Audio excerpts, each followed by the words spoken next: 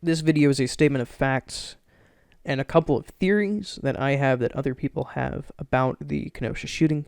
This is purely intended to be factual. There's no bias here, and there's not supposed to be any of my personal bias leaking through. This is merely a statement of fact as I see it, and as many of the facts that I could gather.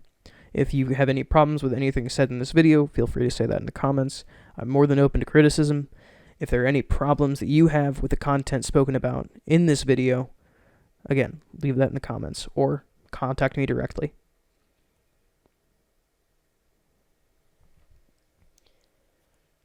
Here are a couple of facts about Kyle Rittenhouse, otherwise known as the Kenosha shooter. He was 17 at the time. He's currently 18, and he is Caucasian. There are a couple of misconceptions about that night in Kenosha that I want to clear up. There are some rumors about Kyle Rittenhouse being labeled Hispanic by the court system in Wisconsin. That's not true. There is no evidence to back that up. There's also there's a theory that the gun that Kyle Rittenhouse used to fatally wound 2 people and wound a third didn't cross state lines. I wasn't able to find any verifiable proof to either. It could have crossed state lines, or it could not have. There's no way of telling either. And there's another misconception that him even carrying the firearm was illegal. That is not the case. Wisconsin's law is pretty open and shut about their open carries, and it states more or less that anybody over the age of 16, as long as they're not carrying a firearm with the intent to disturb the public peace, is allowed to open carry a firearm as they choose. Kyle Rittenhouse was well within legal open carry laws. Let's lay out a basic timeline of information. Kyle Rittenhouse was at his job in Kenosha, so that means he left from his house in Illinois to go to his job in Kenosha, about a 30-minute commute.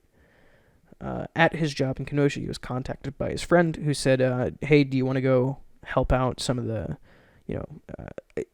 there's no exact way to tell what they said, but I'm pretty sure it was something about them going to go help out the school, clean up the school, because a lot of graffiti had just been spray painted onto the school. So they went and helped out the school, got rid of, well, there's no way to tell how much graffiti they got rid of, but they were helping the efforts to remove the graffiti. Afterwards, they said that they armed themselves and went to a car dealership that had just received a lot of damage and arson. I believe it was...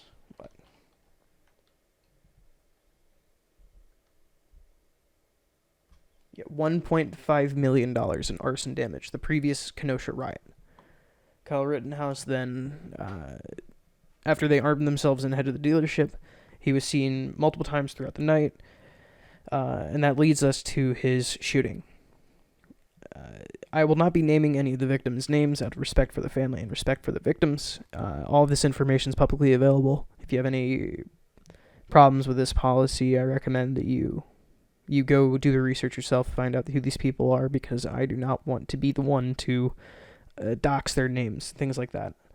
I will also not be showing any of the videos that I mention, because it is a very thin line on where I'm posting this. If I were to show these videos, I believe that it would be grounds for termination, and I'm not ready to do that.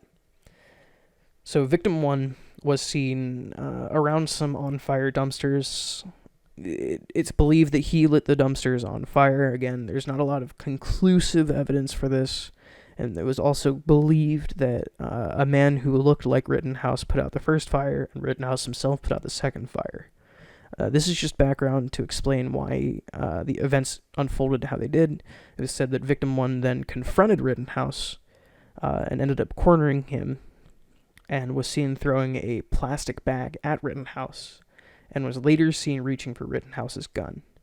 During the altercation that victim 1 was reaching for Rittenhouse's gun, he was shot 4 times, 2 major wounds and 2 minor wounds. He received 2 major wounds to his groin and his back, and 2 minor wounds to his hand and his forehead. It is unclear whether the wound on his back was from Rittenhouse or from someone else, because you can hear in most of the videos that there were 8 shots fired total, and only 4 of them, or 3 of them, were confirmed to come from Rittenhouse himself. Videos are shaky. There's not a lot of clear video evidence of what actually happened. So a lot of what I'm saying is merely a theory derived from watching these videos. You can watch these videos yourselves and come up with your own theories. However, I am just trying to state the most accurate representation of the facts possible.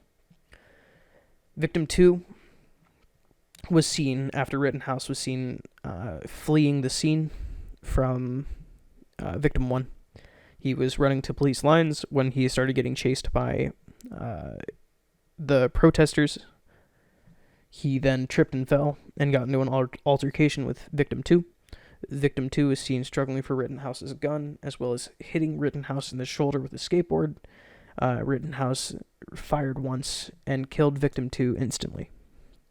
Victim 3 was seen on very close proximity with Victim 2 and Rittenhouse, and once Rittenhouse fired and killed Victim 2, Victim 3 was seen with his hands up, and then he was seen immediately approaching Rittenhouse. Rittenhouse shot him once in the bicep, and then retreated to police lines. The police didn't arrest Rittenhouse for several of the reasons, one of which being extreme tunnel vision, at least according to the police. They were seen letting Rittenhouse go, and he went to his home, where he turned himself in shortly after. There are a couple of details that I would like to point out before I end the video. Rittenhouse, in the last videos where he shot the last 2 victims, Rittenhouse was seen only firing 4 shots, and yet you could hear at least 20 shots in both of those videos from various sources. It is believed that Rittenhouse was in fact being shot at. That's about it, I believe. Those are the clearest statement of facts that I could find. I discarded any of the facts that seemed like they weren't facts. And I included a couple of theories to explain some of the non-linked facts, and trying to link them as best as I could. If you guys want more of this content, please let me know in the comments. If you have any problems with it, again, comment. All of that helps. I listen to pretty much every single comment.